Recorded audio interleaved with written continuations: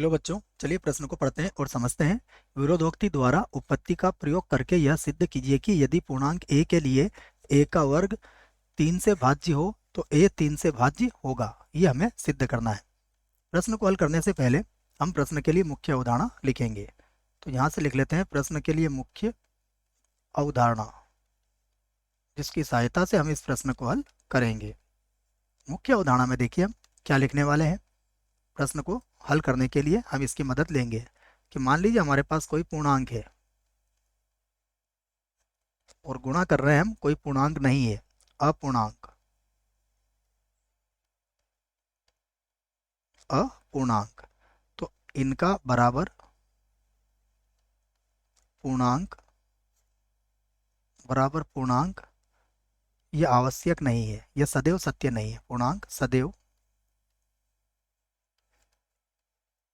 सदैव सत्य नहीं है, सत्य नहीं है। ये बात आप याद रखें, ये सदैव सत्य नहीं है। यदि हमारे पास एक पूर्णांक संख्या है और एक अपूर्णांक संख्या है और आप गुणा करते हो तो उसमें पूर्णांक भी आ सकता है और अपूर्णांक भी आ सकता है, अर्थात ये कथन जो है वो सदैव सत्य नहीं है। इसको आधार बना के हम इस प्रश्न को हल करेंगे। तो यहाँ पर प्रश्न को हल करते हैं। देखो, सबसे पहले हमें क्या क्या दिया गया है उस पर विचार कर लेते हैं। सबसे पहले हमसे कहा गया है कि ए क्या है, एक पूर्णांक है। पूर्णांक है, एक बात तो ये कही गई है। और उसके बाद ए का वर्ग 3 से 3 से भाज्य है, भाज्य है। ये बात हमसे कही गई है। ठीक है, अब हम यहाँ पर विरोधोक्ति द्वारा उपपत्ति करेंगे इसकी। तो यहाँ लिख देता हूं मैं विरोधोक्ति, विरोधोक्ति द्वारा द्वारा उपपत्ति, उपपत्ति। ठीक है, विरोधोक्ति द्वारा उपपत्ति करेंगे हम इसकी। तो विरोधोक्ति में विधि क्या कहती है कि जो भी आपको सिद्ध करना है आप उसका उल्टा मान लो, उसका विपरीत मान लो। ठीक है, तो हम भी यहाँ पर यही लिखेंगे कि यदि यदि संभव संभव हो तो माना ए 3 से ए 3 से भाज्य नहीं है, ए 3 से भाज्य नहीं है।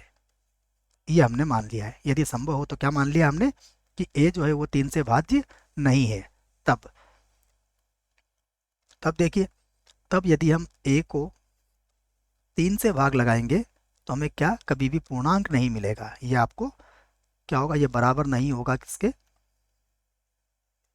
पूर्णांक के। अर्थात a/3 का मान पूर्णांक नहीं होगा बच्चों। ठीक है, इसको हम चाहे तो समीकरण 1 बना सकते हैं। अब देखिए, हमें क्या दिया गया है कि a का वर्ग तो 3 से भाज्य है। तो हम कहेंगे यदि यदि a का वर्ग 3 से 3 से भाज्य है, भाज्य है, तब तब क्या होगा, a का वर्ग बटा 3 बराबर आपको सदैव क्या मिलेगा, आपको सदैव कोई एक पूर्णांक मिलेगा। a का वर्ग बटा 3 कोई एक पूर्णांक, पूरा लिख देता हूं मैं, पूर्णांक की जगह इसको हम लिख देते हैं, कोई एक पूर्णांक आपको मिल जाएगा। ठीक है, यहाँ पर लिख देता हूं मैं, इसको चाहो तो मैं b के बराबर मान लेता हूँ। और जहाँ b क्या है, b एक पूर्णांक है, b एक पूर्णांक है। ठीक है, अब देखिए, a का वर्ग बटा 3 बराबर मैंने b मान लिया और b क्या है, पूर्णांक है। ये होगा ही होगा, क्यों होगा, क्योंकि a का वर्ग अगर 3 से भाज्य है मतलब a के वर्ग में 3 का पूरा पूरा भाग जाएगा तो आपको पूर्णांक राशि ही यहाँ पर मिलने वाली है। अब इसे मैं क्या लिख सकता हूँ, देखिएगा, a का वर्ग बटा 3 है तो मैं इसको लिख सकता हूँ a गुणा a/3 बराबर कितना हुआ, b। अब अगर आप ध्यान से देखें तो a क्या है, जहां जहां a कॉमा b पूर्णांक है, पूर्णांक है, परंतु परंतु a/3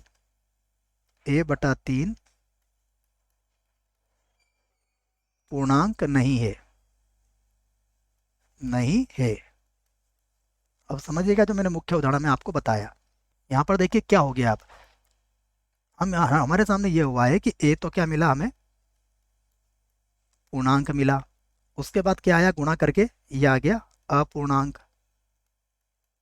लेकिन पूर्णांक का अपूर्णांक से गुणा करने पर क्या मिल गया हमें, पूर्णांक मिल गया। जो सदैव सत्य नहीं है, और जो बात सदैव सत्य नहीं है वह सत्य नहीं होगी, वो असत्य होती है बच्चों। तो हम कहेंगे कि यहाँ पर क्या हो गया, ए गुणा ए बटा 3 बराबर बी। जो इस बात को आपको आधार बनाना पड़ेगा। तो हम कह देंगे कि जो जो कि ए बटा 3 के अपूर्णांक अपूर्णांक होने का अपूर्णांक होने का क्या है, विरोधाभास है। ए बटा 3 के अपूर्णांक होने का विरोधाभास है, विरोधाभास है। क्योंकि ए बटा 3 यदि अपूर्णांक हुआ तो फिर बी क्या होगा, हमारा पूर्णांक नहीं हो पाएगा। तो हम कह सकते हैं कि यह जो विरोधाभास है, यह विरोधाभास हमारी गलत कल्पना से हुआ है। यह विरोधाभास यह विरोधाभास हमारी हमारी गलत